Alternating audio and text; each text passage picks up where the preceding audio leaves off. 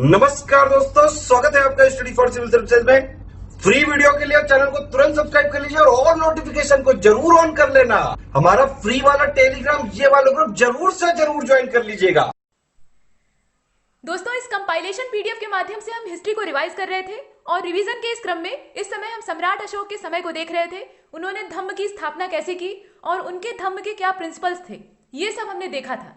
आगे की जो जानकारी है वो इस वीडियो में आगे बताई जाएगी और वहां तक चले इससे पहले कुछ इन्फॉर्मेशन है उसे देख लीजिए।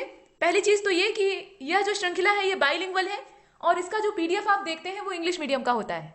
अगर आप हिंदी माध्यम वाली सीरीज चाहते हैं तो वह भी साथ में चल रही है और दोनों के जो वीडियोस हैं वो प्लेलिस्ट में अवेलेबल हैं। अगर आप सर्च करेंगे तो आपको दोनों ही मिल जाएगा।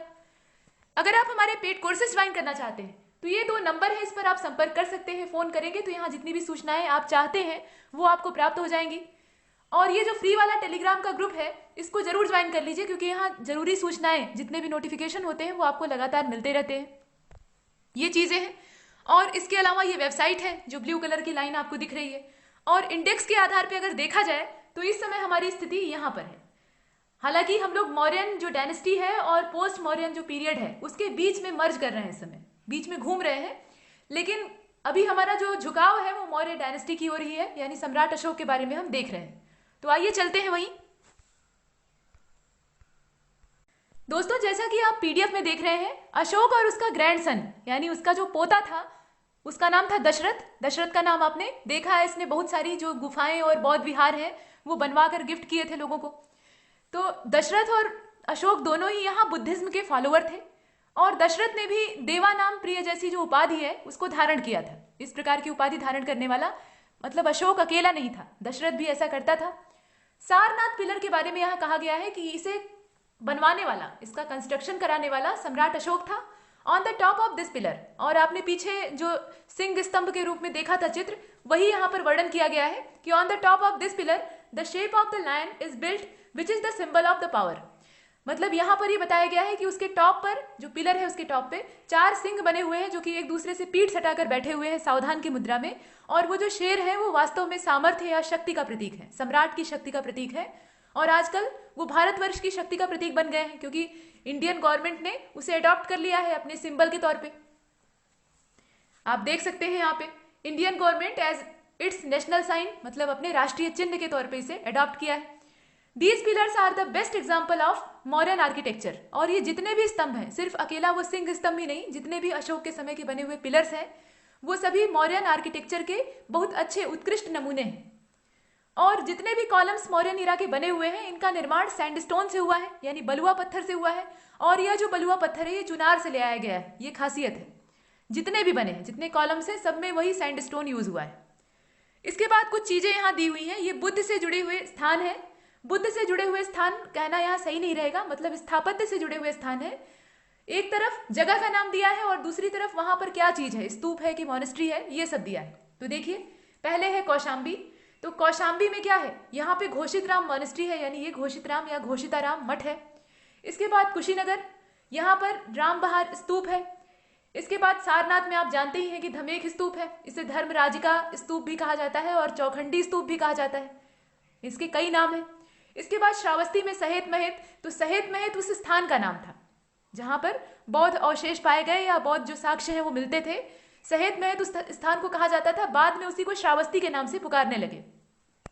हालांकि प्राचीन काल में जो आप 6th सेंचुरी BCE पढ़ते हैं तो उसमें उसे श्रावस्ती के नाम से ही जानते थे, लेकिन बाद में बिगड़ते बिगड़ते उसका नाम सहेत महत हो गया था।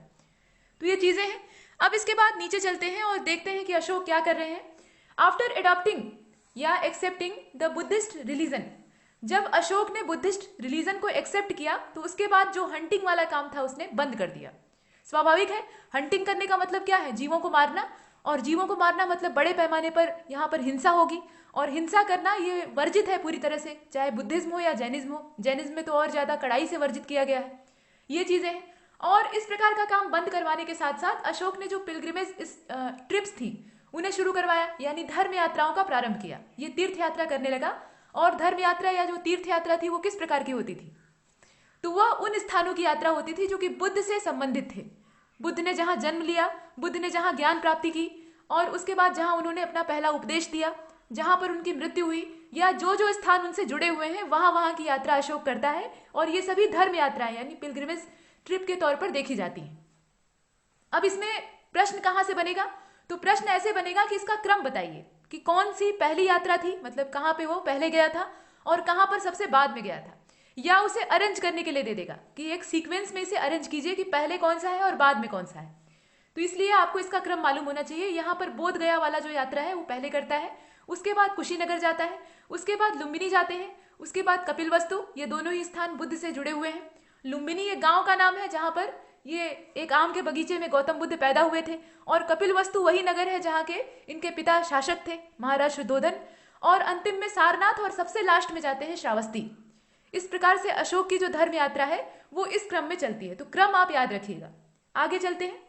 अब यहाँ पर यह कहा गया है कि अशोक के समय की जो ज्यादातर जानकारी है, या ये कह लीजिए कि समूची जानकारी है, वो अशोक के जो इंस्क्रिप्शंस हैं उन्हीं से प्राप्त होती है और कोई इसके अलावा जरिया है भी नहीं। अशोक ने बहुत बड़े पैमाने पर इंस्क्रिप्शंस बनवाए थे, चाहे वो केव वाले हों, कॉलम वाले हों या रॉक इंस्क्रिप्शंस हो। इस तरह से बहुत सारे अभिलेख इन्होंने बनवाए थे और इसमें जो कुछ भी लिखा था उससे एक प्रामाणिक जानकारी उनके समय की हमें प्राप्त होती है।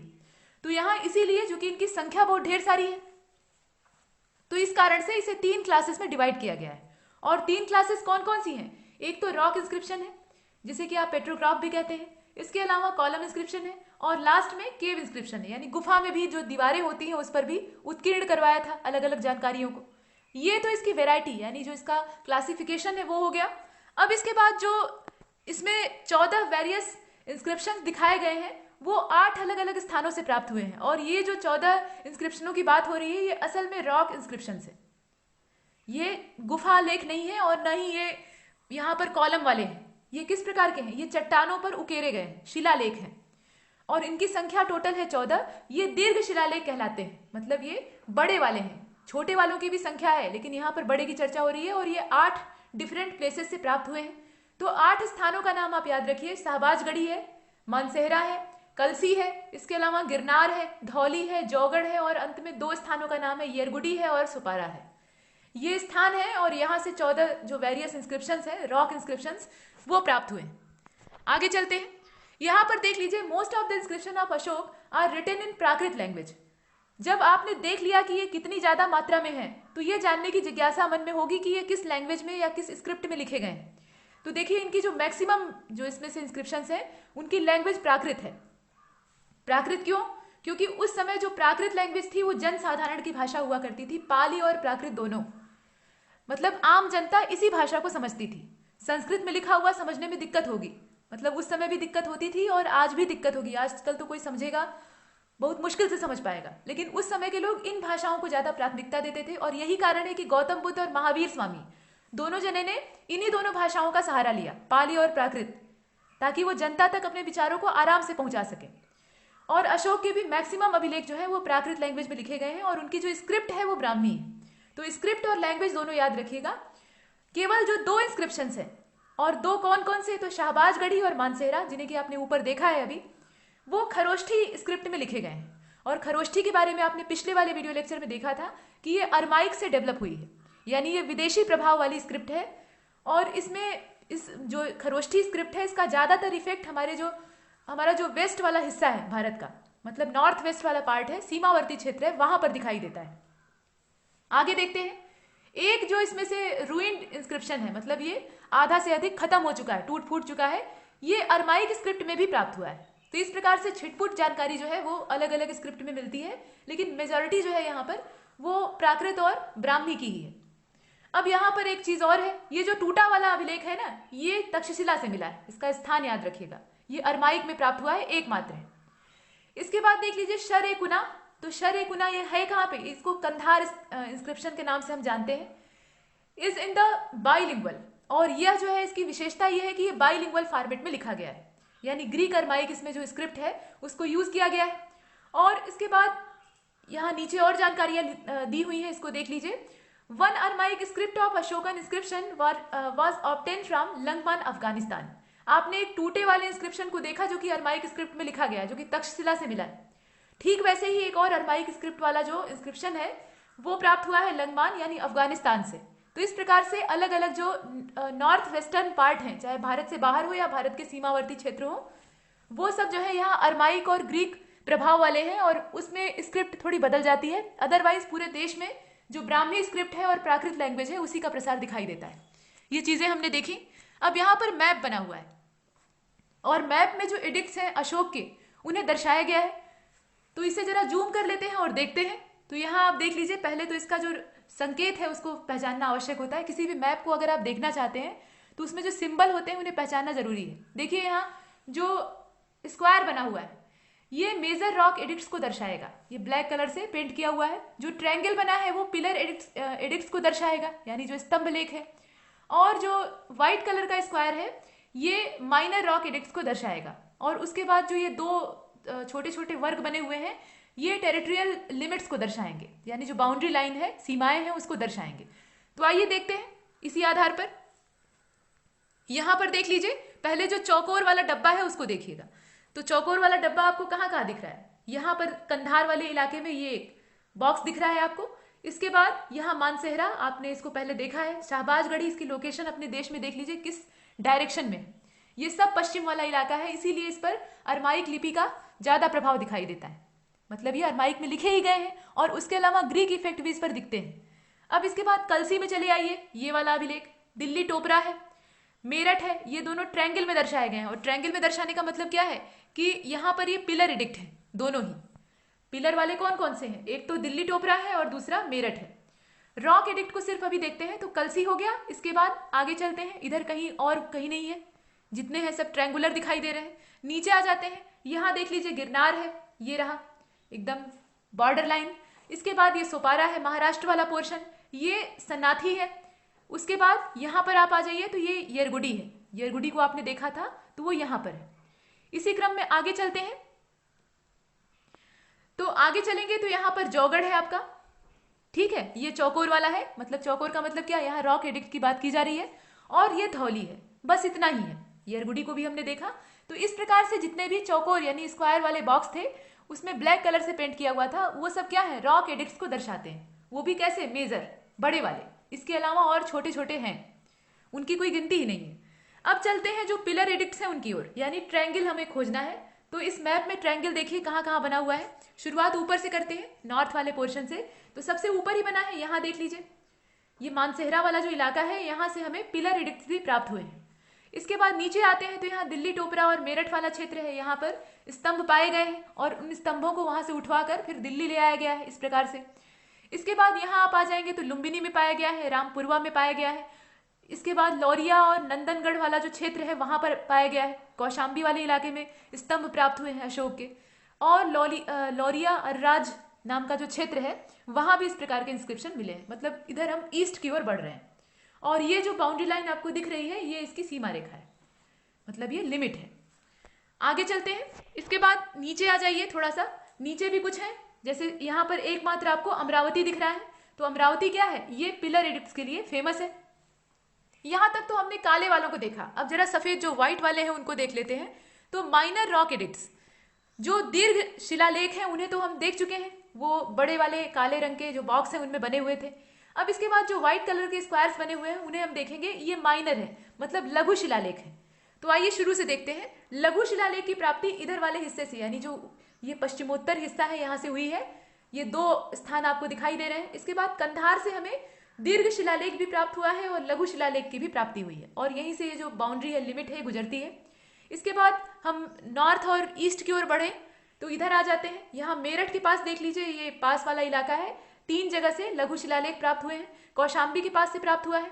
इसके अलावा और ज्यादा अगर हम ईस्ट में जाएंगे तो ये जो रामपुरवा है इससे थोड़ी दूरी पर यहाँ नीचे ये वाला इलाका, यहाँ पे हमें जो है लघु शिलालेख की प्राप्ति हुई है। और नीचे तो बहुत ढेर सारे हैं। यहाँ आप सनाथी और अमरावती के पास में देखेंगे, येरगुड़ी के एकदम पास में, तो बहुत सारे यहाँ से लघु शिलालेखों की प्राप्ति हुई है।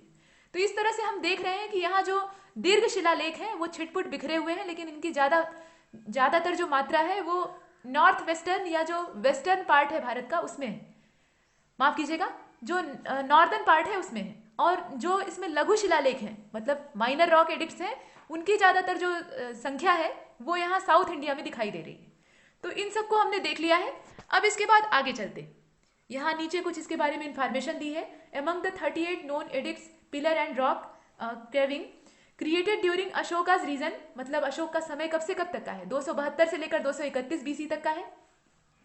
2 have been discovered in Afghanistan, उसमें से 2 जो है वो अफगानिस्तान में खोजी गई हैं, नियर कंधार, कंधार वाले क्षेत्र में। 1 was written in both Greek, जो आपने पीछे जानकारियां देखी हैं वही यहाँ पे ब्यौरे के रूप में प्रस्तुत की गई है। बाइलिंगुअल फॉर्मेट में उसमें से एक लिखा गया है, ग्रीक वाली जो लैंग्वेज है वो यूज की गई है, और इसके अलावा अरमाइक यानी ग्रीक अरमाइक जो लैंग्वेज है उसको मिलाकर यहाँ पर परोसा गया है इस स्क्रिप्ट में। उसके अलावा विच हैज बीन माफ कीजिएगा which had been the official language of Afghanistan during this time period. तो उस समय अफगानिस्तान में इस प्रकार की जो स्क्रिप्ट थी उसी का प्रचलन था। तो ये कुछ जानकारियां थी और मैप के जरिए आपने इसे देखा। मैप से किसी भी चीज को समझना आसान होता है, तो इसलिए यहाँ चित्र के माध्यम से दर्शाया गया। वापस चलते हैं, इसे जूम आउट कर लेते हैं। देखिए, खरोष्ठी, ब्राह्मी, अरमाइक और ग्रीक, ग्रीक का मतलब सीरियन, ये जो स्क्रिप्ट है ये अशोक के इंस्क्रिप्शन में यूज की गई है। तो कौन कौन सी जो स्क्रिप्ट है वो यूज की गई है, यहां से भी प्रश्न बन सकता है, तो इस लाइन को याद रखिएगा। The major inscription of Ashoka found from India are in Brahmi script, ज्यादातर जो है वो ब्राह्मी स्क्रिप्ट में पाए गए हैं, ये सब आपने देख ही लिया है। और उसमें से जो कुछ हैं वो अलग अलग, जैसे कि खरोष्ठी वगैरह में मिले हैं।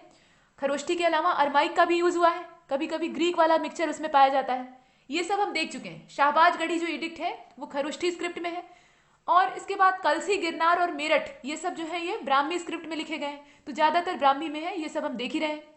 Ancient historical inscriptions found in India belong to Ashoka, जो प्राचीन काल के ये इंस्क्रिप्शंस प्राप्त हुए हैं, मतलब ऐतिहासिक हैं ये सब, ये अशोक से संबंध रखते हैं। Most of them are in Brahmi script and some are in Kharosthi, Aramaic, Greek and Prakrit script, ये सब चीजें हमने देखी। इसके बाद Brahmi script was the first deciphered by later inscribed on stone tablets, ऐसा कहा गया है। और इसके बाद ये बताया गया है कि sir James Prinsep was the first palaeologist who accomplish the task of reading the script of Ashokan inscription, Ashok के अभिलेखों को यानी जो अशोक के इंस्क्रिप्शंस थे उनको पढ़ने में सबसे पहली जो सक्सेस है वो जेम्स प्रिंसेप को ही मिली है, ये पहले थे। उसके बाद बहुत सारे लोगों की लाइन लग जाती है, कुछ देशी हैं कुछ विदेशी हैं, लेकिन इन्होंने सबसे पहले ये काम किया था, उससे पहले ये अपठनीय थे।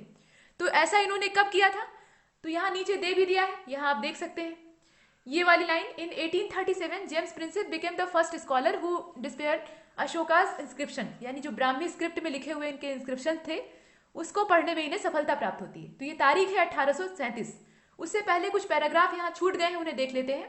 Pre Ashokan Brahmi script was found at, यहाँ आप देख सकते हैं अनुराधापुर, और अनुराधापुर ये अपने देश में नहीं श्रीलंका की बात की जा रही है। तो सिलोन यानी श्रीलंका, जिसे कि उस समय सिंघल कहा जाता था, वहां से इस प्रकार की स्क्रिप्ट के साक्ष्य प्राप्त हुए हैं। इसके अलावा पिपरहा, सोहगौरा, इन क्षेत्रों से भी मिले हैं। यहाँ आप नीचे देख लीजिए, Piprahwa, Sohgaura, Mahasthan are the sites from where evidence of such script has been found, मतलब एविडेंसेस की प्राप्ति अपने देश में भी हुई है और देश से बाहर भी हुई है। तो इन स्थानों पर, ये जो स्थान है यहाँ से इस प्रकार की जो स्क्रिप्ट है ब्राह्मी स्क्रिप्ट जो कि प्री अशोकन पीरियड की है वो दिखाई देती है। जेम्स प्रिंसेप को आपने देखा कि इन्होंने कब इस अभिलेख को पढ़ने में सफलता प्राप्त की थी, जो कि ब्राह्मी स्क्रिप्ट में लिखा गया था। और इसके बाद जो अगली लाइन है उसको देखिएगा, the edicts in Brahmi script mention a king Devanam Priyadarshi, Devanam Priyadassi इसको कहा जाता था, उसमें लिखा ऐसा ही गया है। While Prinsep initially assume was a Sri Lankan king, अब यहाँ पर जेम्स प्रिंसेप ने जब इस अभिलेख को पढ़ा, इस इंस्क्रिप्शन को पढ़ा, तो उन्हें लगा कि ये कोई श्रीलंका का राजा है जिसका नाम है देवानाम प्रियदस्सी। लेकिन बाद में क्या होता है, तो यहाँ देख लीजिए, later the fact was revealed, उसके बाद क्या होता है, तथ्य का खुलासा होता है, that according to Sinhala here से दीपवंश एंड महावंश, जो दीपवंश और महावंश नाम के सिंघल दंत कथाएं हैं, मतलब ये बुद्धिस्ट टेक्स्ट में गिने जाते हैं, लेकिन सिंघल देश की जितनी भी दंत कथाएं हैं वो इसमें वर्णित हैं। तो उससे इस बात का खुलासा हुआ कि ये जो शब्द है देवानाम प्रियदस्सी वगैरह, ये अशोक के लिए इस्तेमाल होते हैं। और अंत में क्या होता है, at last in 1915 Maski inscription, ये कर्नाटका से प्राप्त हुआ है, इसमें फाइनलाइज किया गया कि अशोक नाम का ही कोई राजा था जिसके लिए अलग अलग जो टाइटल्स हैं इनका इस्तेमाल किया जाता था। मतलब अशोक नाम का उल्लेख किससे प्राप्त हुआ है, ये मस्की इंस्क्रिप्शन से प्राप्त हुआ है, और तारीख है 1915, बहुत बाद में ऐसा पता लगता है। इस प्रकार से हम देखते हैं इसके बाद कुछ और इन्फॉर्मेशन यहाँ पर है, देख लीजिए। Kharosthi script was written from right to left, ये हमने पीछे देखा है। एंशियंट इंडिया में ऐसा ही होता था, मतलब दाहिने से बाएं ये लिखी जाती है, जैसे हम लोग लिखते हैं उसका ठीक उल्टा। It is mainly the script of north west India, और ये उत्तर पश्चिमी जो भारतीय क्षेत्र है, सीमावर्ती प्रांत है, वहां की मेन स्क्रिप्ट के तौर पे जानी जाती थी। The study of Kharosthi palaeography began with the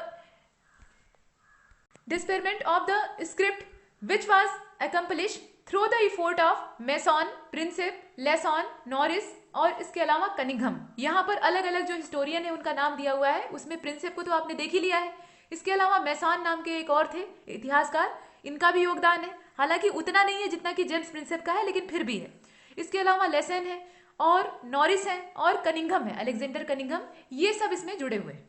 इन्होंने इस प्रकार की जो स्क्रिप्ट है उनको पढ़ने का प्रयास किया और पढ़ने में काफी हद तक सफलता भी प्राप्त की।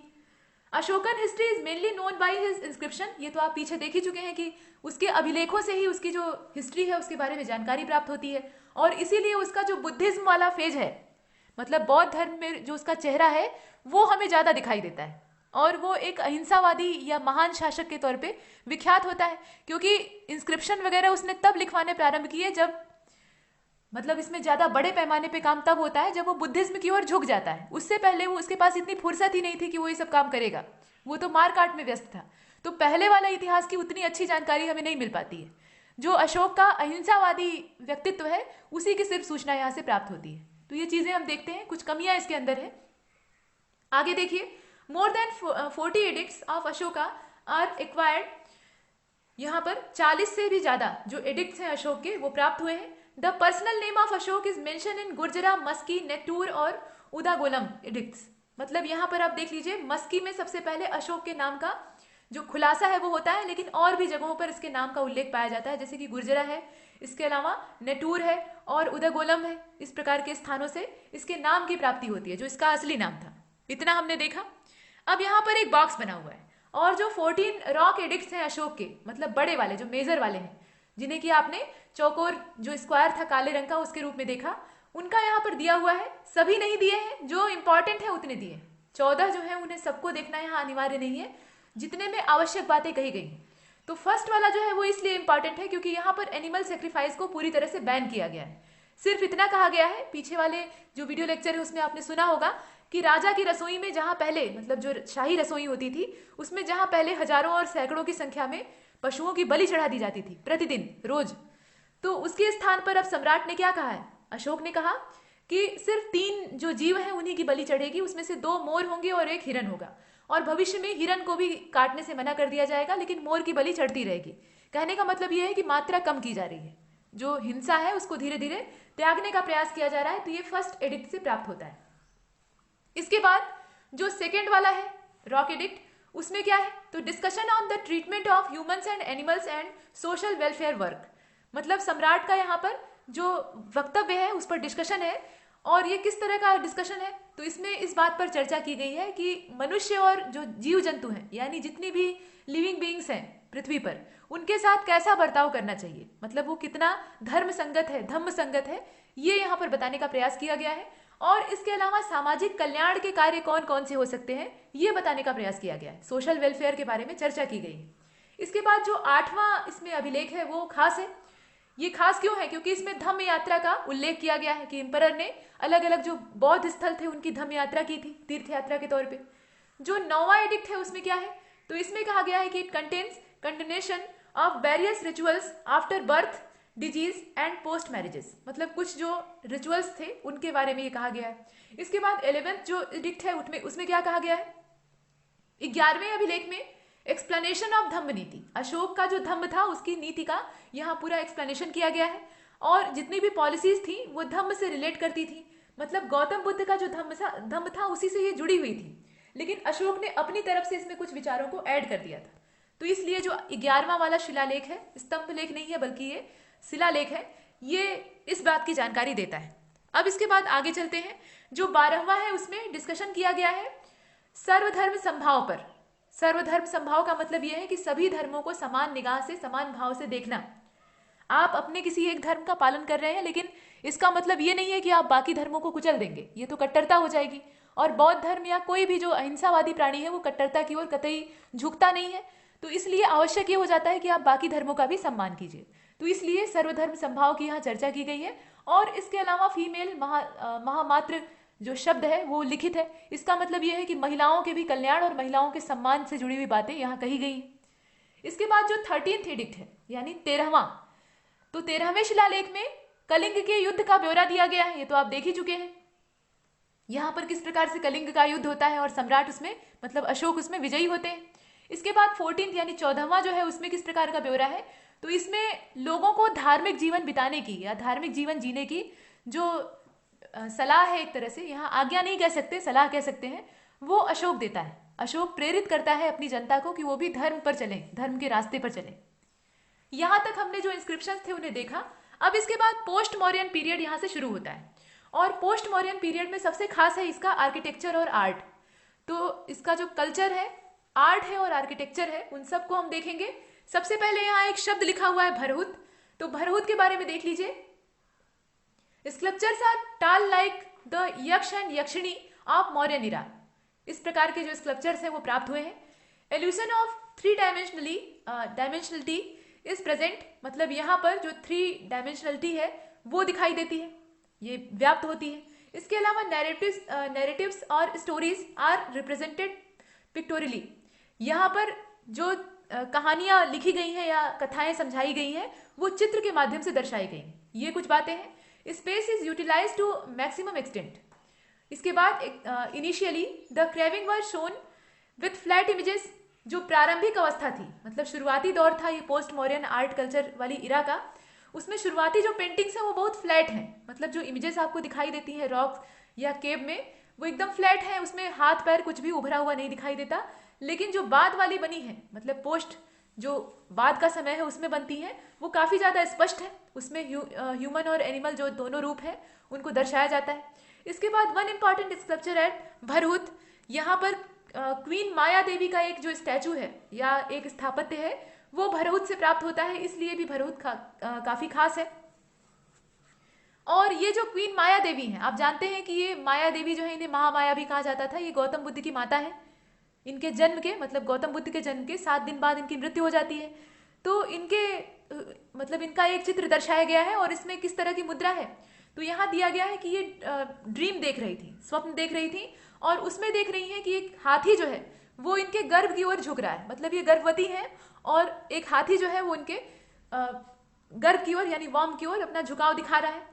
इसके बाद जातक टेल्स, यहाँ आप देख लीजिए, जातक टेल्स आर आल्सो सीन, मतलब जातक कथाओं से आधारित जो चित्र हैं वो भी यहाँ दिखाई देते हैं। A common characteristics of all the male images after 1st and 2nd centuries is noted head gear, मतलब सिर पर बंधे हुए बाल। जैसे बुद्ध को आप देखते हैं ना, सिर पर एक ऊपर एकदम जूड़ा बंधा हुआ होता है और बाकी बाल जो है नीचे ऐसे कसे हुए होते हैं। इस प्रकार से बुद्ध का स्ट्रक्चर होता है।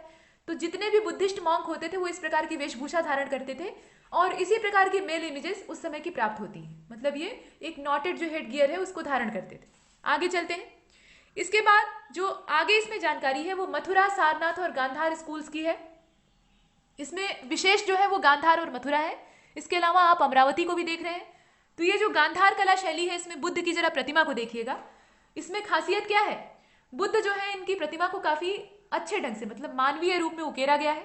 इसमें कला और जो कलात्मकता है उस पर बहुत ध्यान दिया गया है। कान के जरा जो नीचे वाले पोर्शन है उसको देखिएगा, जिसे लौ कहा जाता है, ये काफी लंबा है। और इसके अलावा ये जो बाल हैं काफी घुघराले हैं और ऊपर की ओर ऐसे नॉटेड हैं, बंधे हुए। ये मथुरा वाली शैली है। मथुरा वाली शैली में ये बहुत ज्यादा स्पष्ट रूप में उकेरा नहीं गया है। आप देख रहे हैं कि इसमें बारीकी ज्यादा है गांधार वाले में, और मथुरा वाली जो है ये भोंडी है, मतलब भद्दी है। भद्दी इसलिए है, अच्छी ये भी लग रही है, देखने में खराब थोड़े लग रही है, लेकिन इतनी अच्छी है। दोनों को कंपेयर करके देखिए तो यहाँ पे मथुरा वाली कला शैली में नेचुरलिटी है, वास्तविकता है, प्राकृतिक तौर पे इसे दर्शाया गया है। गांधार कला शैली जो है उसमें साज सज्जा पे ज्यादा ध्यान दिया गया है। आंखें एकदम कमल के समान बड़ी बनाई गई हैं, नाक एकदम नुकीली बनाई गई है। अब बुद्ध ऐसे दिखते रहे हो या नहीं रहे हो ये अलग बात है। और सबसे बड़ा अंतर दोनों के बीच में ये है कि मथुरा कला शैली जो है यानी मथुरा स्कूल ऑफ आर्ट जो है उसमें बुद्ध के अलावा और चीजों को भी टॉपिक के तौर पर चुना गया है और उस पर भी स्थापत्य बनाए गए हैं। लेकिन गांधार कला शैली में सिर्फ और सिर्फ बुद्धिज्म ही आपको दिखाई देगा, ये चीजें। और इसके अलावा आप अमरावती को देख रहे हैं, अमरावती वाली जो शैली है। नीचे चलते हैं, कुछ और चित्र है। ये सब यहाँ पर अलग अलग कला शैलियों को दर्शा रहे हैं। तो थोड़ा सा जो टेक्स्ट है उसको देख लेते हैं। गांधार ये मॉडर्न पाकिस्तान में इस समय बिलोंग करता है। Mathura and Sarnath emerge as important art production centre from the 1st century AD. यहाँ पर बीसी होना चाहिए, माफ कीजिएगा 1st सेंचुरी बीसी ऑनवर्ड। मतलब ये 3 जो कला शैलियां हैं इनका ब्यौरा दिया गया है। गांधार है, मथुरा है और सारनाथ है। ये उस समय आर्ट प्रोडक्शन के सेंटर के तौर पर जाने जाते थे, खास तौर पे गांधार और Mathura. Buddha get a human form in Mathura and Gandhara. देख लीजिए यहाँ पर बुद्ध को मानव के रूप में चित्रित करने का, एक ह्यूमन फॉर्म में रिप्रेजेंट करने का जो काम है वो मथुरा कला शैली ने भी किया है और गांधार वालों ने भी किया है। प्रीवियसली यानी इससे पहले क्या होता था, तो इससे पहले इन्हें सिंबलाइज करके दिखाया जाता था, मतलब एज ए सिंबल इन्हें रिप्रेजेंट किया जाता था, लेकिन एक मनुष्य के रूप में यहाँ पर दर्शाया गया है, ये बड़ी बात है। Gandhara art form had influence of Indo Greek element such as Bactria and Parthia tradition. जो बैक्ट्रियन और पार्थियन ट्रेडिशन था उसकी छाप हमें गांधार कला शैली पर दिखाई देती है। मतलब ये इंडो ग्रीक एलिमेंट से पूरी तरह से प्रभावित है। और इसके बाद यहाँ आप देख लीजिए गांधार कला शैली में कौन कौन सी बातें हैं। तो इसमें यह कहा गया है कि the Buddha's image here have Hellenistic features. इसमें जो फीचर्स पाए जाते हैं वो किस प्रकार के हैं, हेलेनिस्टिक फीचर है। इसके अलावा कुछ और चीजें हैं। Buddha here is more muscular, इन्हें काफी रिष्ट पुष्ट दर्शाया गया है, मतलब एकदम जिम उम जाते थे और बढ़िया डोले शोले बने हुए हैं, इस तरीके की प्रतिमा जो है यहाँ दर्शाई गई है। इसके बाद नीचे वाली जो लाइन है तीसरी वाली, उसको देखिएगा। The sculptures are heavily polished with rich carving. मतलब यहाँ पे जो हैविली पॉलिश्ड स्टैचूज हैं वो मिलते हैं। उसके बाद ये कहा गया है कि the garments are generally flowing in nature.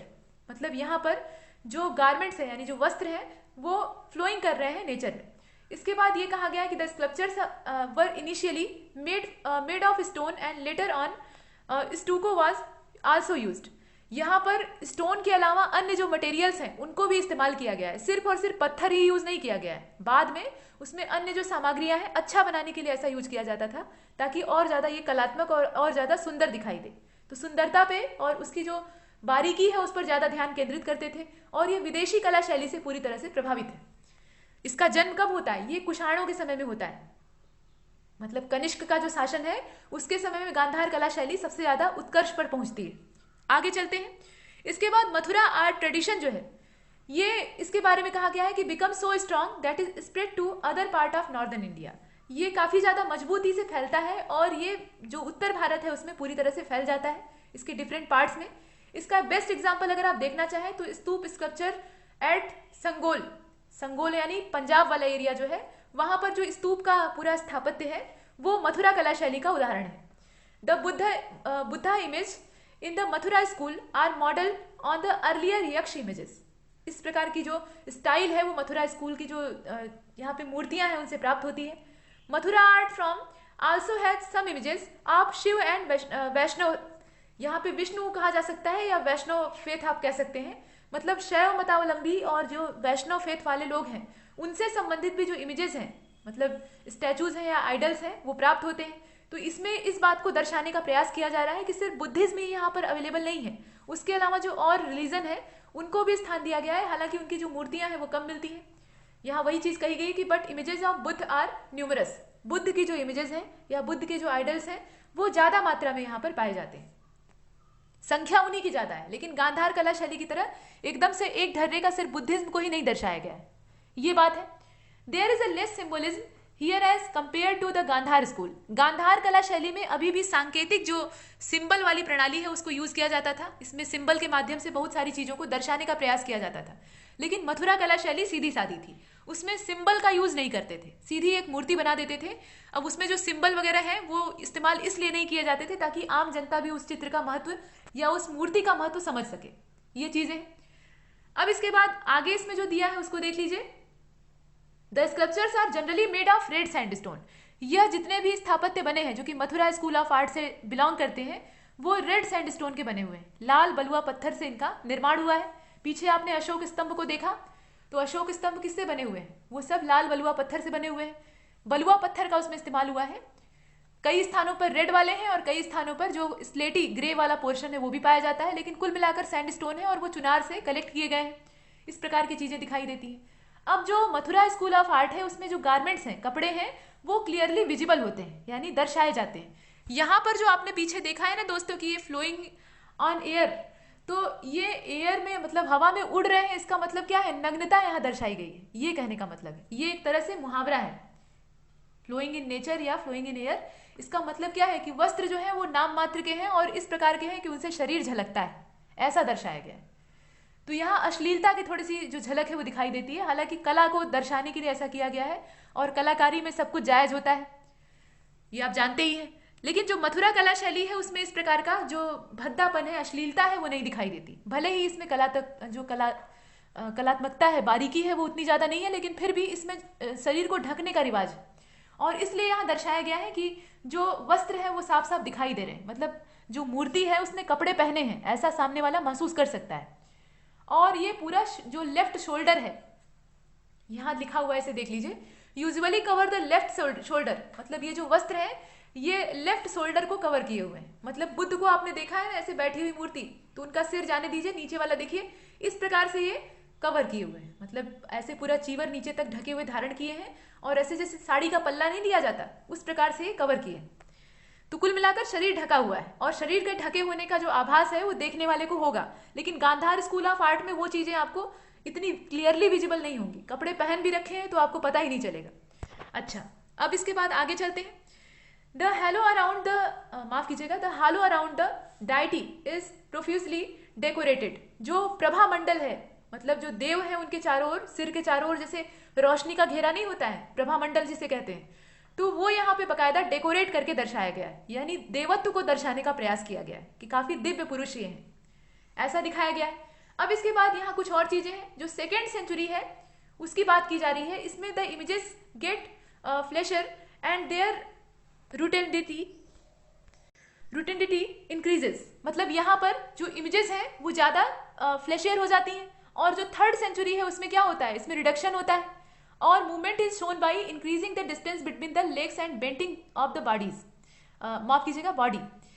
There is more softness in the surface, जो सरफेस ये लोग बनाते हैं उसमें ज्यादा सॉफ्टनेस आ जाती है। तो देखिए कोई भी कला शैली है, कोई भी स्कूल ऑफ आर्ट है, उसमें धीरे धीरे सुधार आते हैं। जब वो डेवलप होती है तो उसमें अभी एक तरह से वो कच्ची होती है, अभी पूरी तरह से परिष्कृत नहीं होती है, लेकिन धीरे धीरे जैसे जैसे समय बीतता है तो उसमें और ज़्यादा सुधार आते हैं, और उसकी जो बाद वाले आइडल्स हैं या बाद वाले जो उसके क्रिएचर्स हैं वो और अच्छे हो जाते हैं, उसमें और ज़्यादा बारीकी आ जाती है।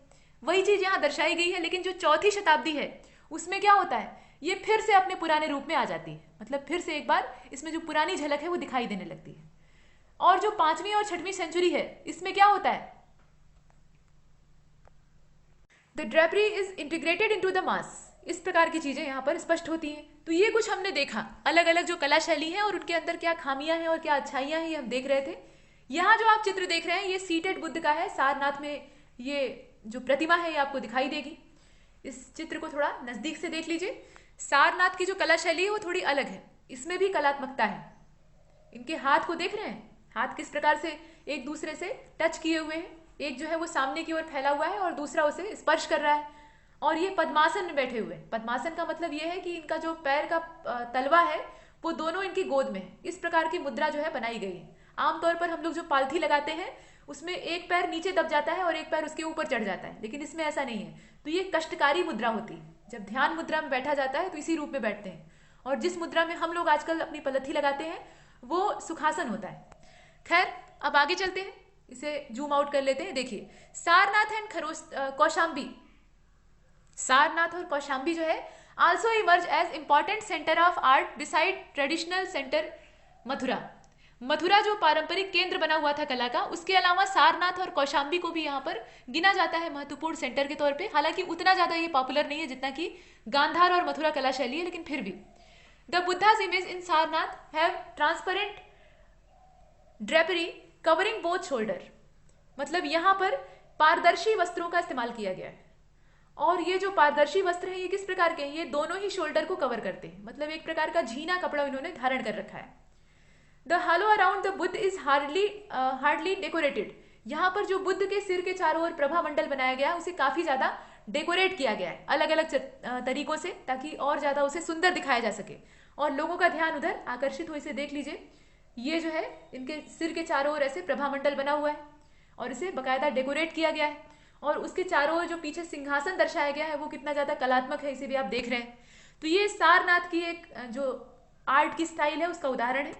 इसके बाद देख लीजिए यहाँ पर जो जूनागढ़ इंस्क्रिप्शन है, रुद्रदामन का जो जूनागढ़ अभिलेख है, has been found at Girnar hill, ये गिरनार की पहाड़ियों से प्राप्त हुआ है।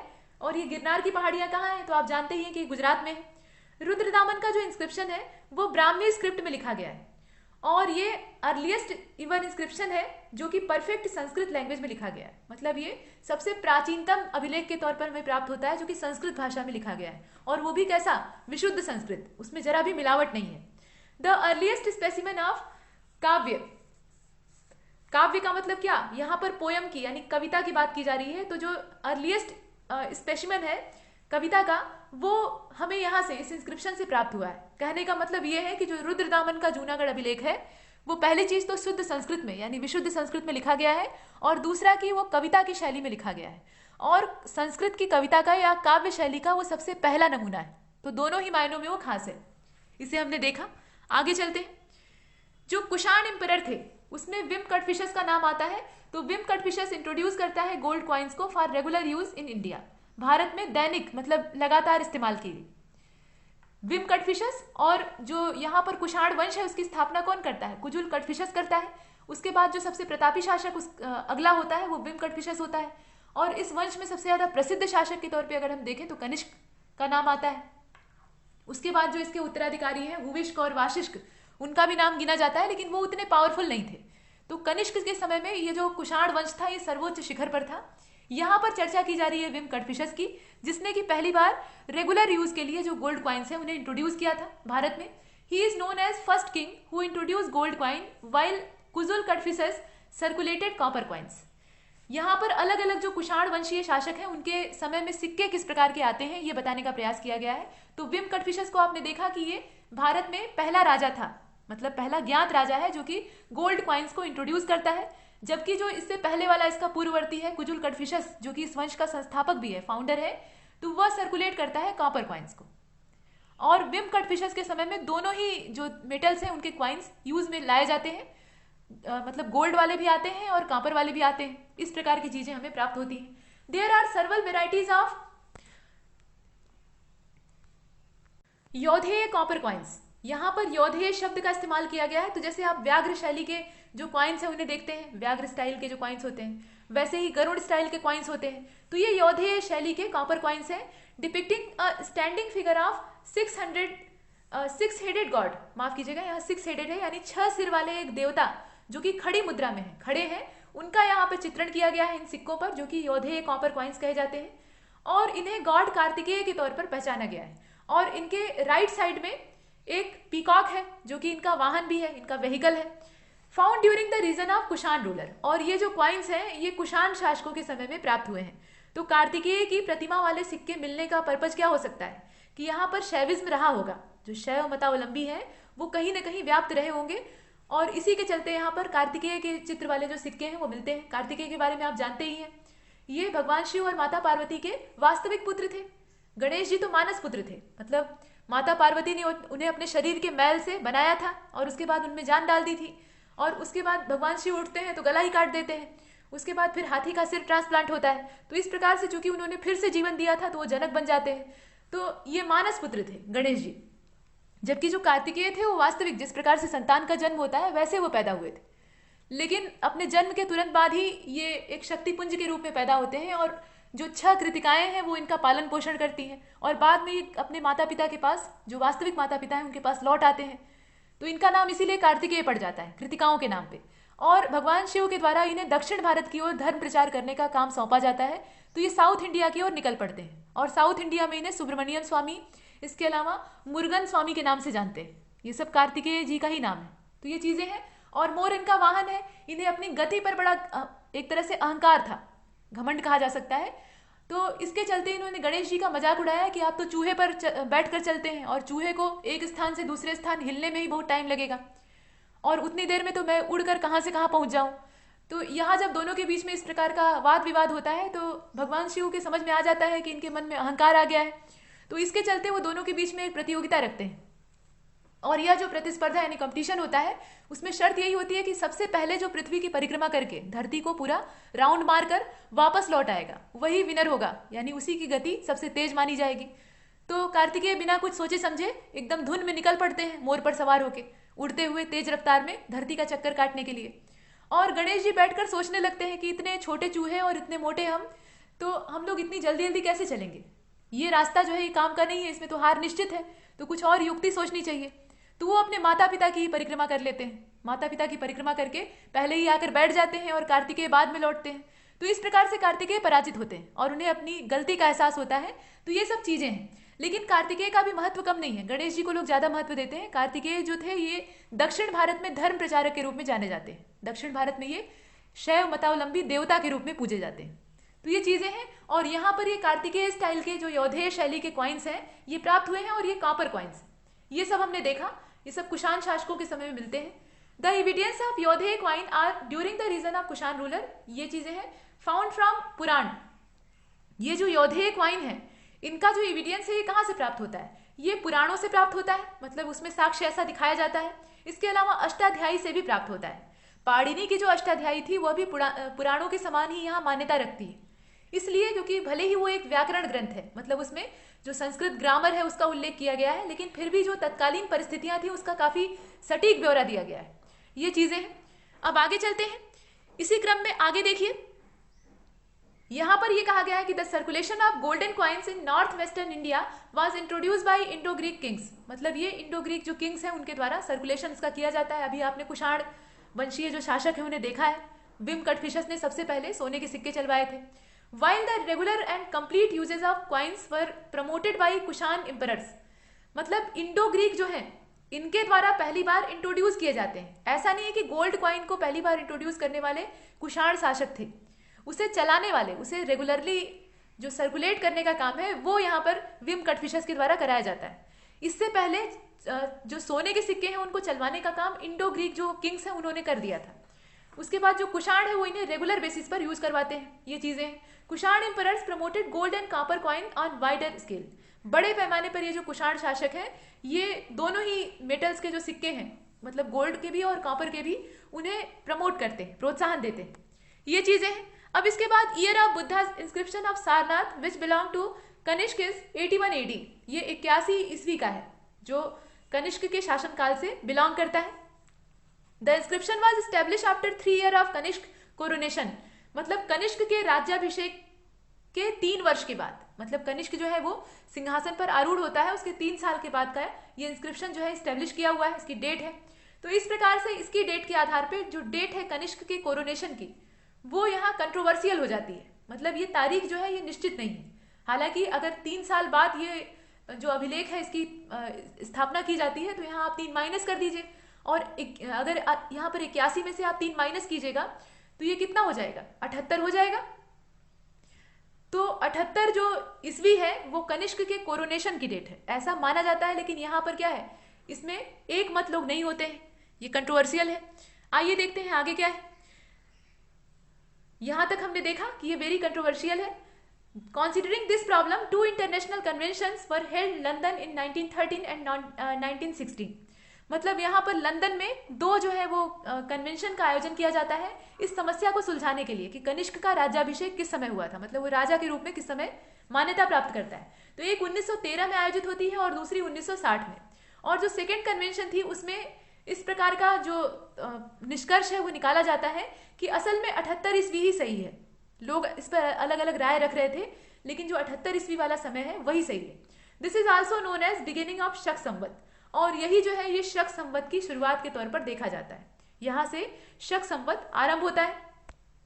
आगे जब यहाँ संवत का उल्लेख किया गया है तो कुछ और जो संवत और समय है उसको देख लेते हैं। According to same text, the successor of Vikramaditya 57 BC was defeated by Shak in 135 Vikram Samvat. To celebrate this victory, Shak started a new calendar called शक संवत, मतलब यहाँ पर शकों ने जो विक्रमादित्य के सक्सेसर थे उन्हें पराजित किया था और इस उपलक्ष्य में एक नए शक संवत की शुरुआत की थी।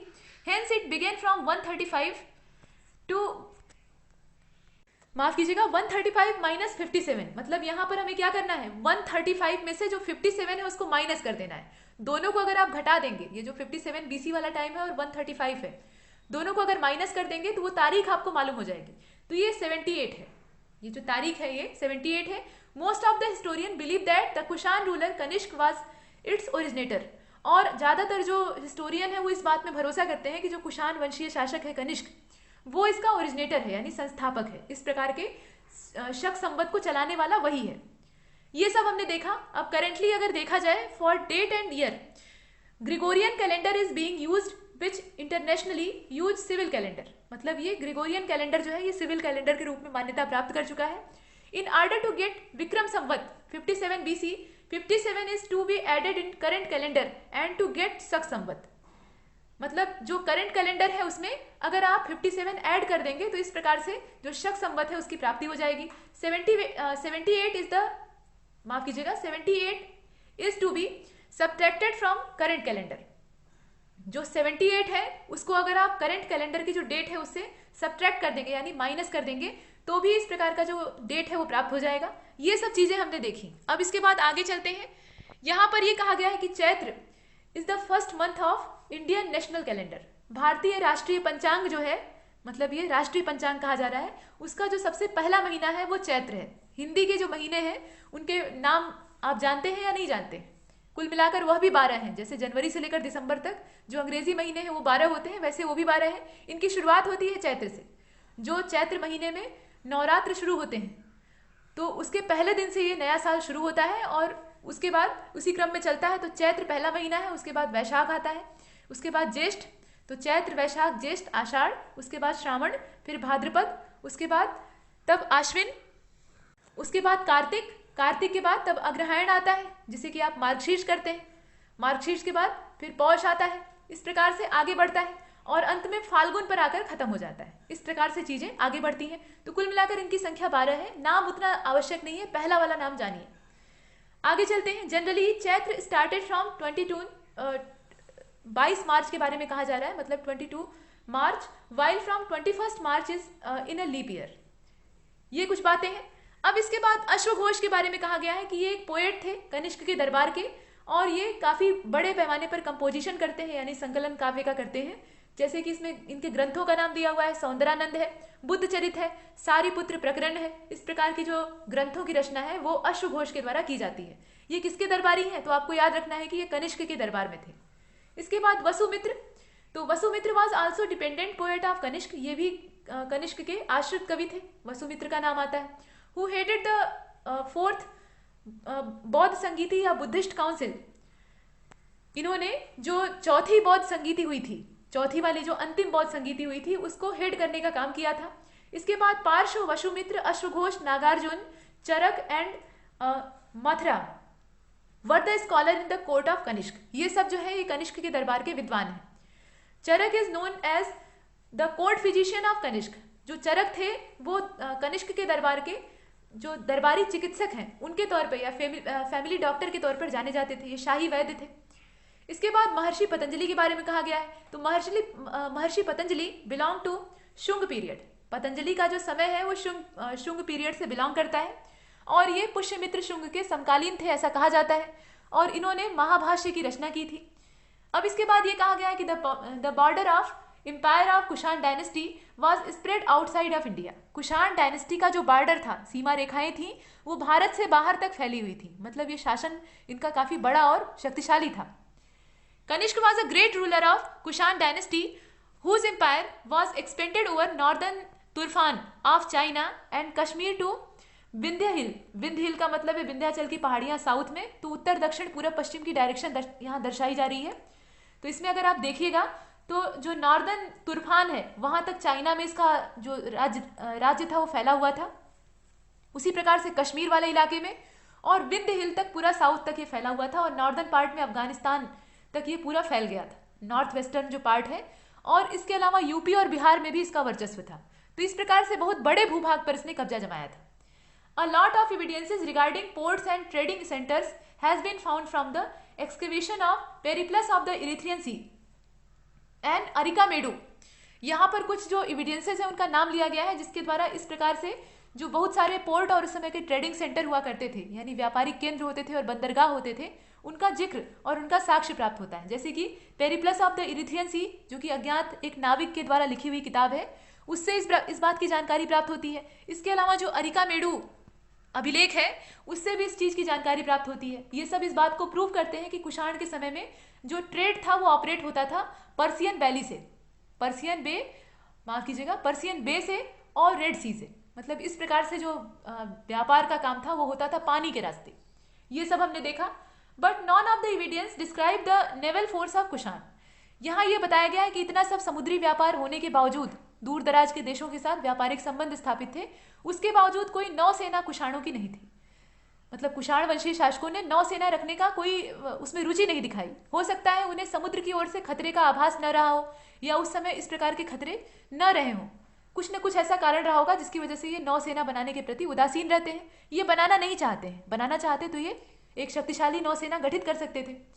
According to Chinese text, Kanishka requested to marry princess Han. जो चाइनीज लेख है, ग्रंथ है, उनसे इस प्रकार की जानकारी प्राप्त होती है कि कनिष्क ने जो राजकुमारी हान थी उसके साथ विवाह करने की इच्छा जताई, लेकिन उस प्रस्ताव को अस्वीकार कर दिया गया और उसके बाद दोनों के बीच में युद्ध होता है। यहाँ पे पांचाओ में जो 86 एडी है, वहां इसकी सेना जो है मार्च करते हुए जाती है, लेकिन जो चाइनीज फोर्स है वो छोटी जरूर रहती है, लेकिन इस बड़ी सी सेना को पराजित कर देती है। इस प्रकार से जानकारी हमें प्राप्त होती है। The Gandhara school of art was developed during the Kanishka period. It was based on Gandhar and Mathura style. They were provided adequate encouragement and protection from Kanishk. मतलब ये जो गांधार स्कूल ऑफ आर्ट है और मथुरा स्टाइल है आर्ट की, इन दोनों को ही यहाँ पर प्रोटेक्शन प्राप्त था कनिष्क का। कनिष्क जो था ये विद्वानों का और कलाकारों का बहुत बड़ा पारखी था। ये विद्वानों और कलाकारों का सम्मान करता था और इसी के चलते आप देख रहे थे कि इसके दरबार में कितने विद्वान लोग शामिल थे। और जो कला शैली थी उसका भी ये सम्मान करता है। गांधार कला शैली तो इसी के आरक्षण में जन्म लेती है, उसी प्रकार से मथुरा को भी ये संरक्षण देता है। तो इस प्रकार की कला शैलियों का ये संरक्षक था। Gandhara art was influenced by Greek art, और गांधार कला शैली जो है उस पर सबसे ज्यादा प्रभाव किस चीज का है? ग्रीक आर्ट का है, यानी ग्रीक कला का है। ये चीजें हमने देखी। The practice of child marriage started in Kushan period. Kushan वंशीय शासकों के समय में ही जो बाल विवाह है उसका प्रचलन शुरू हो जाता है। ये एक बुराई यहाँ दिखाई देती है। ये 1st सेंचुरी की बात है। Abolition of upanayana in females and custom of child marriage brought them to the lowest stage of society. भले ही जो सामरिक या राजनीतिक उत्थान है इनका हो रहा हो, पॉलिटिकल इनका जो वर्चस्व है वो बढ़ रहा हो, लेकिन जो समाज था उसमें बुराइयां व्याप्त होनी शुरू हो जाती हैं। महिलाओं का यहाँ पूरी तरह से उत्पीड़न किया जाता है, बाल विवाह किए जाते हैं, बच्चे पर ही पकड़कर शादी कर दी जाती है। उसके अलावा पहले के समय में महिलाओं का भी उपनयन यानी जनेऊ संस्कार होता था, तो उसको पूरी तरह से बंद करवा दिया जाता है और जो चाइल्ड मैरिज है वो शुरू हो जाता है। तो इस प्रकार से बुराइयां समाज में फैलती हैं। और जो एज होती थी वो कौन सी होती थी? चाइल्ड मैरिज की एज यहाँ दी हुई है 8 से लेकर 10 साल। ये लड़कियों के लिए सबसे उपयुक्त समय माना जाता था विवाह के लिए। ये चीजें इसके बाद देख लीजिए। कॉन्सर्निंग द इन्वेडर्स ऑफ माफ कीजिएगा invaders in ancient India the correct chronological order, यहाँ पर जो क्रोनोलॉजिकल आर्डर है उसको दर्शाया गया है। तो जो बाहर से आक्रमण करने वाले लोग थे उनका क्रम आपको पता होना चाहिए। सबसे पहले थे ग्रीक 326 अलेक्जेंडर का आक्रमण, आप जानते हैं। उसके बाद शक जो सीथियन थे 1st सेंचुरी बीसी, उसके बाद कुषाण 1st सेंचुरी एडी, और पर्सियन रूलर था डरायस फर्स्ट जिसे कि दारा प्रथम भी कहा जाता है। ये 522 से लेकर 486 बीसी। इस प्रकार के जो जिक्र है वो हमें प्राप्त होते हैं। अब डरायस प्रथम के बारे में कहा गया है कि was the first ruler who invaded some part of India, जिसने कि भारत के कुछ हिस्सों पर पहली बार आक्रमण किया। ये पहला था, सबसे पहला वाला। यहाँ आप तारीख देख लीजिए, सबसे पहले वाली तारीख है, बीसी में दी हुई। ये ईरानियों का आक्रमण था। अब इसके बाद देखिए यहाँ पर कुछ जानकारी इसके बारे में है। ये भारत के कुछ हिस्सों पर कब्जा कर लेता है और अकॉर्डिंग टू हेरोडोट्स के हिसाब से Darius conquered the land surrounding the Indus river and to the desert of Rajputana and part of Punjab. मतलब ये बहुत बड़े भूभाग पर जो सीमावर्ती क्षेत्र है वहां कब्जा जमा लेता है, जैसे कि जो डेजर्ट वाला पोर्शन है, राजपूताना वाला क्षेत्र मतलब राजस्थान, उसके अलावा पंजाब वाला हिस्सा पूरा, और इंडस रिवर के आसपास के क्षेत्रों पर ये अपना दावा करता है, अधिकार जमा लेता है। इसके बाद स्ट्रैटो द्वितीय का नाम दिया हुआ है, तो Strato second issue the lead coin. Strato second के द्वारा लेड के क्वाइंस चलाए गए। तो नाम पूछा जा सकता है कि लेड क्वाइंस किसने चलाए थे? तो ये इसने चलाए थे, स्ट्रैटो सेकेंड ने। The tenure of this Indo Greek ruler is considered from 25 BC to 10 AD। मतलब इसका जो समय है वो दिया हुआ है, यहाँ BC होगा, AD नहीं होगा। तारीखें जो है उसमें BC और AD का ध्यान देना है। तो ये कुछ जानकारियां यहाँ पर है जो कि बाहरी आक्रमणकारियों के बारे में हमें सूचना दे रही है। इसके बाद पुष्यमित्र शुंग के बारे में यहाँ इंफॉर्मेशन है। ये कमांडर था लास्ट मौर्यन रूलर बृहद्रथ का। अंतिम मौर्य शासक कौन था? बृहद्रथ था। और उसे मारकर उसका जो कमांडर है पुष्यमित्र शुंग, वो सिंहासन प्राप्त करता है और इस प्रकार से शुंग डायनेस्टी की वो फाउंडेशन रखता है। इस प्रकार की जानकारी हमें प्राप्त होती है। और वो डेट क्या है? वो डेट है 184 AD। अब इसके बाद आगे चलते हैं। Ayodhya inscription give the information and 2 अश्वमेध यज्ञ perform by king Pushyamitra Shunga. Pushyamitra Shunga के द्वारा 2 अश्वमेध यज्ञों को परफॉर्म किया जाता है। हमने देखा है कि 2 अश्वमेध यज्ञ इसने करवाए थे और उन यज्ञों में जो पुरोहित का काम है, मतलब पंडित का काम है, वो पतंजलि ने किया था। और पतंजलि के महाभाष्य से भी इसकी जानकारी प्राप्त होती है। इसके बाद सातवाहन डायनेस्टी के बारे में कहा गया है। तो Satavahana dynasty was most powerful after Mauryas. मौर्यों के बाद साउथ इंडिया में सबसे ज्यादा पावरफुल ये सातवाहन डायनेस्टी ही बनकर उभरती है अकॉर्डिंग टू पुराण। यहाँ पर जो पुराणों का साक्ष्य है, एविडेंस है, उसके आधार पर अगर देखा जाए तो सिमुक या सिंधु किसको कहा जाता था, या शिप्रक भी कहा जाता था। एक ही शासक का नाम है, वैसे प्रचलित तौर पर हम लोग सिमुक के नाम से जानते हैं। इसने सातवाहन डायनेस्टी को इस्टेब्लिश किया था। और किस प्रकार से इस्टेब्लिश किया था? कोई भी राजवंश या कोई भी डायनेस्टी तब शुरू होती है जब पहले वाला हटता है, उसके स्थान पर नई नींव रखी जाती है। तो यहाँ पर जो सुशर्मा नाम का कण्व डायनेस्टी का लास्ट किंग था, उसको उसके स्थान से हटाकर ये जो सिमुक है, ये आंध्र सातवाहन वंश की स्थापना करता है। इस प्रकार से यहाँ काम होता है। ये एक आंध्रियन स्लेव था, मतलब दास था, और ये एकाएक से प्रबल हो जाता है, इसकी महत्वाकांक्षाएं बढ़ जाती हैं। और कण्व डायनेस्टी जिसकी नींव वासुदेव के द्वारा रखी गई थी, उसके लास्ट रूलर सुशर्मा की ये हत्या करवा देता है और उसके स्थान पर अपने विराजमान हो जाता है। अब यहाँ पर 30 जो सातवाहन रूलर हैं उनके नाम मेंशन किए गए हैं। तो 30 के नाम यहाँ मेंशन नहीं किए गए हैं। ये बताया गया है कि there are 30 Satavahana rulers mention in Purana. पुराणों में 30 सातवाहन शासकों के नाम मेंशन किए गए हैं, जिसमें से कि 19 जो है वो मत्स्य पुराण में उल्लिखित है। और मत्स्य पुराण सबसे ओल्डेस्ट है जितने भी पुराण हैं उनमें। तो वो जो मत्स्य पुराण वाला एविडेंस है उसको हम लोग यहाँ देखते हैं, यानी टोटल हम 19 को देखने वाले हैं। सबसे पहला इसमें कौन सा है? ये पूर्णोत्संग है। इसके बाद जो अगला है वो स्कंद स्तंभी है। इसके बाद सातकर्णी द्वितीय है। ये क्रम है इनका। 19 राजा है टोटल। ये सभी सातवाहन रूलर्स मतलब सातवाहन डायनेस्टी से रिलेट करते हैं। तो सातकर्णी द्वितीय को आपने देखा। इसके बाद लंबोदर है। इसके बाद अपीलक है या अपालिक भी इसको कहा जाता है। इसके बाद मेघ स्वाति है, स्वाति है, ये सब राजाओं के नाम है। इसके बाद और क्रम से आप आगे चलेंगे तो स्कंद स्वाति है। इसके बाद मृगेंद्र है। इसके बाद कुंतल स्वाति है, स्वाति कर्ण है। ये सब विचित्र नाम थोड़े दिखाई दे रहे हैं आपको। और देखिए पुलोमावी प्रथम है। पुलोमावी प्रथम ये काफी ज्यादा पावरफुल था। इसके बाद गौर कृष्ण है, हाल है और मंडालक है या मंडलका है। और अंत में जो है वो पुरंदर सेन है या पुरिंद्र सेन इसको कहा जाता था। तो ये कुल मिलाकर 16 हुए। और भी हैं, उन्हें देख लीजिए, नीचे 3 बचे हुए हैं। सुंदर सातकर्णी है, इसके बाद चकोर सातकर्णी है और अंत में शिव स्वाति है। ये 19 जो राजा हैं, सातवाहन वंश के राजा हैं, इनका उल्लेख मत्स्य पुराण से प्राप्त होता है। इसे हमने देखा। और सातवाहन कुल की जो एक्चुअल कैपिटल थी वो पैठन में थी, यानी प्रतिष्ठान में थी। जबकि जो उनकी इनिशियल यानी प्रारंभिक राजधानी थी, ऐसा माना जाता है कि वो अमरावती में, ऐसा यहाँ बिलीव करते हैं। और अकॉर्डिंग टू पुराण यानी पुराणों के आधार पर, जो कि यहाँ फेमस एविडेंस के तौर पे यूज किए जा रहे हैं, जो सातवाहन डायनेस्टी है उसका फाउंडर है किंग सिमुक यानी राजा सिमुक। और यहाँ कहा गया है कि he dethrone the Kanva king Susharma around 60 BC, यानी 60 BC में उसने, लगभग ये आसपास की तारीख है, उसमें इसने कण्व राजा सुशर्मा को, जो कि अंतिम शासक था कण्व डायनेस्टी का, उसको अपदस्थ किया और उसके बाद वहां पर कब्जा कर लिया। He conquered the region around Vidisha and his brother Krishna extended his kingdom in Nasik region. इसके जो पूरे परिवार वाले थे वो इसके साथ सपोर्ट कर रहे थे। इसका जो भाई है कृष्ण, वो नासिक रीजन पर अपना किंगडम स्थापित करता है, यानी अपना वर्चस्व बढ़ाता है। और इसने जो विदिशा वाला पोर्शन था उसको कॉन्क्वेयर कर लिया था। इसके बाद जो कृष्ण का बेटा है यानी इसके भाई का पुत्र है, वो सक्सेसर बनता है और इस प्रकार से वो सातकर्णी की टाइटल यहाँ पर धारण करता है। सातकर्णी यहाँ पर सक्सेसर के तौर पे अपॉइंट होता है। We get the important information about his governance through the inscription of Nanaghat. Nana Ghat inscription जो है उससे हमें सातकर्णी के का जो प्रशासन था, उस समय की जो एडमिनिस्ट्रेटिव स्ट्रक्चर था, उसको जानने की जो सूचना है वो प्राप्त होती है। मतलब जानने का स्रोत वही है, और स्रोत क्या है? ये नाना घाट इंस्क्रिप्शन है, इसे हम देख रहे हैं।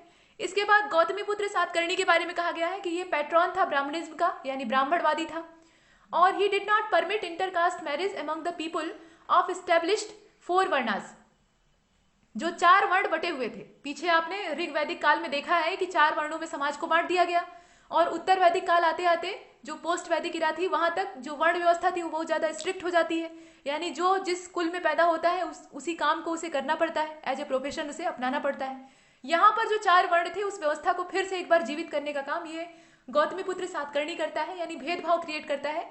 ये ब्राह्मणवादी था, जैसे मनु महाराज थे वैसे ही, और इसी के चलते ये ऐसा भेदभाव क्रिएट करता है। इसका ये कहना था कि इंटर कास्ट जो मैरिज हैं वो नहीं हो सकते, यानी गैर जातीय विवाह आप नहीं कर सकते, आपको अपनी जाति अपने कुल के ही जो मतलब सजातीय लोग हैं उन्हीं के साथ विवाह करने की परमिशन है, ऐसा यहाँ पर कहा गया। That is why he is called as a protector of varna system, और यही कारण है कि इसे वर्ण सिस्टम का प्रोटेक्टर कहा जाता है। ये चीजें। इसके बाद खारवेल के बारे में कहा गया है। खारवेल ऑफ चेदी डायनेस्टी, ये चेदी डायनेस्टी से बिलोंग करता है, और चेदी क्या था? एक महाजनपद भी था, जो 6वीं शताब्दी ईसा पूर्व का भारत है उसमें ये महाजनपद के रूप में विख्यात था। शिशुपाल यहाँ का राजा था, और बाद में उसी वंश में ये जो खारवेल है इसका जन्म होता है। तो जिस समय शिशुपाल का शासन था उस समय वो जो डायनेस्टी थी वो बुंदेलखंड के आसपास वाले राज्य में मतलब उसका शासन चलता था, इसे हमने देखा है, यानी यूपी का एक बड़ा भूभाग इनके दायरे में था। लेकिन बाद की ये जो चेदी डायनेस्टी है इसका जो क्षेत्र है वो कलिंग है। तो कलिंग का ये राजा था Kharavela, present day in Odisha, यानी ओडिशा में वर्तमान में ये है। Much of the available information, यहाँ आप देख लीजिए, जितनी भी उपलब्ध जानकारी है खारवेल के बारे में वो सब जो उसका अनडेटेड और पार्शियली डैमेज हाथी गुम्फा इंस्क्रिप्शन है उससे प्राप्त होती है। खारवेल का जो हाथी गुम्फा अभिलेख है वो भी काफी खास है, और ये पार्शियली डैमेज है, मतलब इसमें आंशिक रूप से क्षति पहुंची है, इसे नष्ट हो चुका है, और अनडेटेड है, इस पर कोई तारीख नहीं है। तो इसके द्वारा हमें खारवेल के बारे में इंफॉर्मेशन प्राप्त होती है, plus few other minor inscription, और भी कुछ छोटे छोटे जो इंस्क्रिप्शन है उसके द्वारा भी सूचनाएं प्राप्त होती हैं, जो कि उदयगिरी और खंडगिरी जो केव्स हैं वहां से प्राप्त हुए हैं। और ये जो क्षेत्र है ये सब ओडिशा वाले एरिया ही हैं, ये सब हमने देखा। जो हाथी गुम्फा इंस्क्रिप्शन है इसमें रिकॉर्ड्स कहाँ के प्राप्त होते हैं इसे देख लीजिए। तो records Kharavela's life up to his 38th year, ये देख लीजिए, और इसके अलावा including 13 years of his reign, मतलब उसमें उसके शासन का जो 13 वर्ष है वो भी इसमें इंक्लूड किया गया है। ये सब चीजें हैं। This is the only known source of Kharavela inscription, मतलब ये एकमात्र ज्ञात स्रोत के तौर पर देखा जाता है। The Kharavela is believe to be a follower of Jainism, ऐसा माना जाता है कि जो खारवेल था जिसका ये हाथी गुम्फा इंस्क्रिप्शन है वो असल में जैनिज्म को फॉलो करता था, जैन धर्म का अनुयायी था। अश्वघोष के बारे में हमने पीछे देखा है कि ये कनिष्क के दरबार के दरबारी कवि थे और प्रसिद्ध कवि थे। इन्होंने बहुत सारे कंपोजिशन किए, जैसे सौंदरानंद है, बुद्धचरित है, इसके अलावा सारीपुत्र प्रकरण है, वसुमित्र नाम के एक और पोएट है, ये भी कनिष्क के दरबार में आश्रित कवि के तौर पे अपना जीवन बिताते थे। और जो चौथी बौद्ध संगीति है उसमें ये अध्यक्षता करते हैं, ये भी आपने देखा है। वसुमित्र और अश्वघोष दोनों का नाम इससे जुड़ा हुआ है। वाइल कालिदास, अब यहाँ पे कालिदास का नाम इसमें नहीं जोड़ना है क्योंकि इनका संबंध कुषाणों से नहीं था, ये गुप्त पीरियड के हैं, और कंबन का जो समय है वो 12th सेंचुरी का है। तो ये सब जितने भी महान कवि हुए हैं उनका समय काल यहाँ आपको याद रखना है। कालिदास किससे संबंधित है? कालिदास का संबंध चंद्रगुप्त विक्रमादित्य से है। उसके दरबार के जो 9 रत्न थे उनमें कालिदास का भी नाम गिना जाता है। ये चीजें हैं। Chaitra is the first month of Indian national calendar, इसे अभी हमने कुछ देर पहले देखा है। चैत्र जो है ये इंडियन नेशनल कैलेंडर का पहला महीना है, और जो यहाँ पे ग्रेगोरियन कैलेंडर है वो प्रोमिनेंटली यहाँ पर मैच कराया जाता है, इसे दिया हुआ है, देख लीजिए। The dates of national calendar match with Gregorian calendar prominently, मतलब जो नेशनल कैलेंडर की डेट है वो असल में ग्रेगोरियन कैलेंडर से मैच करती है। और जो चैत्र है उसकी स्टार्टिंग यहाँ पर जनरली निश्चित तौर पे जो मानी जाती है वो 22 मार्च से लेकर मतलब 22 मार्च के आसपास मानी जाती है, जबकि ऐसा है नहीं। जो हिंदू पंचांग है उसके हिसाब से अगर देखा जाए तो 22 मार्च को ये शुरू हो जाए ऐसा आवश्यक नहीं है। बहुत बार तो मार्च के लास्ट में ही होली पड़ती है, और जो चैत्र है वो अप्रैल में स्टार्ट होता है, ऐसा भी होता है। लेकिन यहाँ पर एक फिक्स डेट है 22 मार्च, और from 21 March in a leap year. और जो लीप ईयर होता है लीप ईयर का मतलब क्या, जिसमें फरवरी जो है वो 29 दिन की होती है, तो उसमें ये 21 मार्च को पड़ता है। ऐसे इसकी शुरुआत होती है। इसके बाद यहाँ कुछ और चीजें हैं, पार्श्व, वसुमित्र, अश्वघोष, नागार्जुन, इसके अलावा चरक और जो मंथर या मंथर थे, ये सब स्कॉलर थे कनिष्क के दरबार के। इसमें से जो चरक थे वो राजवैद्य थे, ये बहुत बड़े फिजिशियन थे। और महर्षि पतंजलि का संबंध शुंग डायनेस्टी से है, ये सब आपने देख लिया है। इसके बाद कहा गया है Rabatak inscription were found in the year 1993 from Rabatak near Surkh Kotal. और ये सुर कोतल नाम का स्थान कहां पर है, ये अफगानिस्तान में है। They were written in Greek script and Bactrian language. यह जो अभिलेख है जिसके बारे में हम देख रहे हैं, राबतक या रवातक अभिलेख, ये असल में ग्रीक स्क्रिप्ट में लिखे गए हैं और इसकी जो लैंग्वेज है वो बैक्ट्रियन है। और ये बिलोंग करते हैं कुषाण डायनेस्टी के रूलर कनिष्क से, यानी कनिष्क के बारे में सूचना यहां से भी प्राप्त होती है।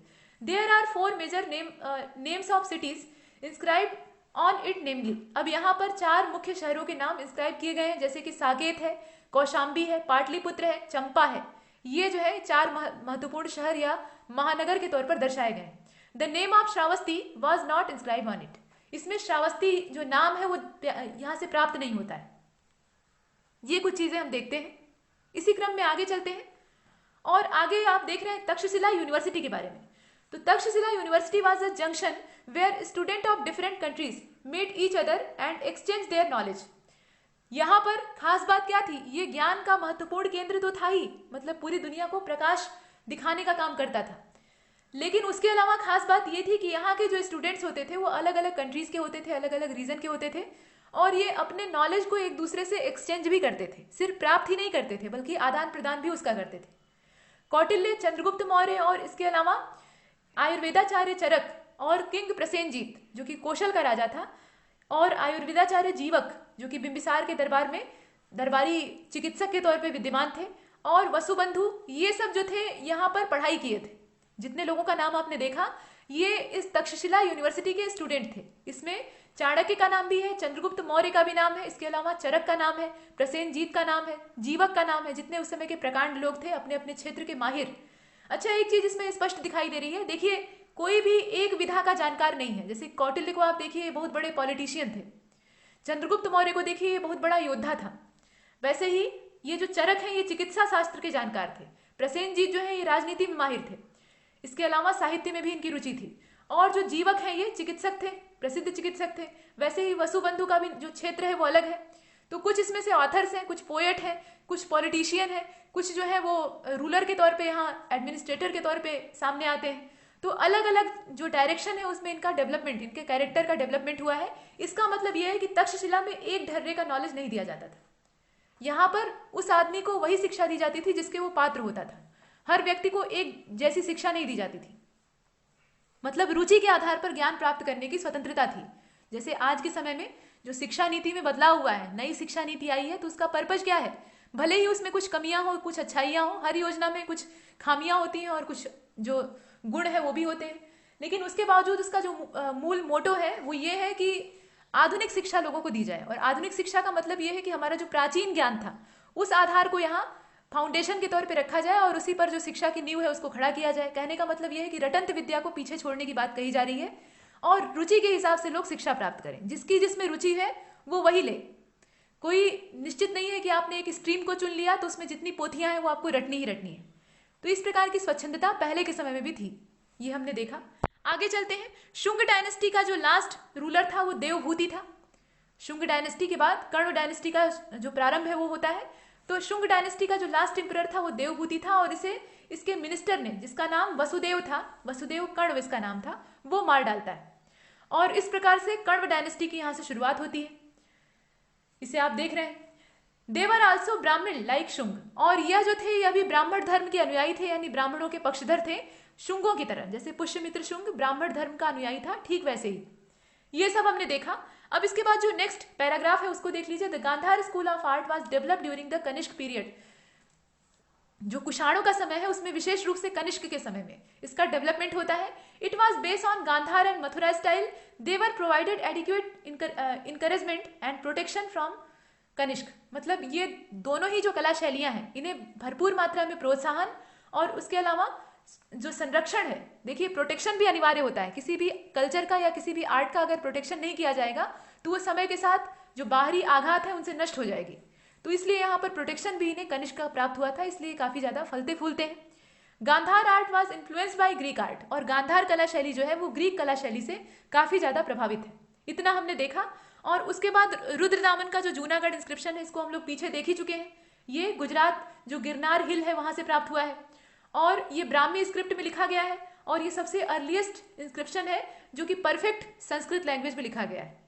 इसकी सबसे बड़ी बात यही है।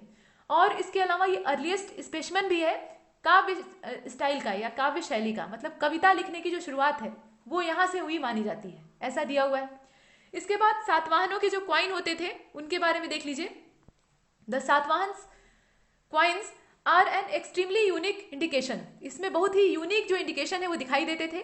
दी इश्यूड पंचमार्क क्वाइन, ये सब जो है ये पंचमार्क क्वाइंस को इशू करते थे। पंचमार्क क्वाइंस के बारे में आपने पीछे देखा है, उस पर ठप्पा लगाया जाता था, टकसाल का जो चित्र है या कोई खास चिन्ह उसके ऊपर अंकित किया जाता था, और चूंकि उनके ऊपर आघात किया जाता था इसीलिए उन्हें पंचमार्क कहा जाता था या आहत सिक्के कहते थे। ये चीजें, और जो सबसे पहले शुरुआती दौर के आहत सिक्के प्राप्त हुए हैं वो सिल्वर के प्राप्त हुए हैं, ये भी हमने देखा है। लेकिन यहाँ पर जो कहा गया है उसमें देख लीजिए, and produce coin in lead, copper, bronze and silver. यहाँ पर जो पंचमार्क क्वाइंस या जो सातवाहन वंशीय शासकों के क्वाइंस डेवलप होते हैं वो लेड के भी हैं, देख लीजिए यहाँ शीशे के भी सिक्के हैं, उसके अलावा कॉपर, ब्रॉन्ज और सिल्वर का भी यूज होता था। ये सब चीजें हमने देखी। Gandhara sculpture invariably use green schist as the medium. और इसके अलावा हम ये तो जानते ही हैं कि ये ग्रीक जो कला शैली है उससे प्रभावित है, इतना हमने देखा। अब यहाँ पर कहा गया है कि डरायस प्रथम यानी डरायस फर्स्ट जो था, जो कि पर्सियन रूलर था, 522 से लेकर 486 BC, was the first ruler who invaded some part of India. ये पहला शासक था जो कि भारत के कुछ हिस्सों को इन्वेड करता है यानी आक्रमण के अधीन कर देता है। अकॉर्डिंग टू हेरोडोट्स के हिसाब से Darius conquered the land surrounding the Indus river to the desert of Rajputana and part of Punjab. मतलब ये घुसता कहाँ से है, सिंधु नदी वाले इलाके से घुसता है, और सिंधु नदी के आसपास वाले क्षेत्रों को, उसके अलावा राजपूताना रेगिस्तानी इलाका और पंजाब वाले पोर्शन पर अपना कब्जा कर लेता है। इस प्रकार से अपने साम्राज्य को स्थापित करता है। दोस्तों यहाँ तक हमने जो मौर्यन पीरियड था और पोस्ट मौर्यन पीरियड था उसको देखा। सम्राट अशोक और उसके जो उत्तराधिकारी थे उनके बारे में हम देख चुके थे। जैन धर्म, बौद्ध धर्म, उसके अलावा मथुरा और गांधार स्कूल ऑफ आर्ट के बारे में भी इंफॉर्मेशन प्राप्त कर चुके थे। कनिष्क और कुषाण वंशीय जितने भी शासक थे उनकी भी विशेषताओं को देख चुके थे। सातवाहन कुल को हमने देखा। अब यहाँ पर जो गुप्त और पोस्ट गुप्त पीरियड है वो आपके सामने है। गुप्त डायनेस्टी की जो फाउंडेशन है उसको रखने वाले व्यक्ति का नाम है श्रीगुप्त, और इस डायनेस्टी का मतलब गुप्त डायनेस्टी का जो सबसे लास्ट रूलर था वो विष्णुगुप्त था। ये इसकी जो मेजर इंफॉर्मेशन है वो आप देख रहे हैं, और इस पर चर्चा आगे वाले वीडियो लेक्चर में भी होगी। लेकिन तब तक के लिए नमस्कार।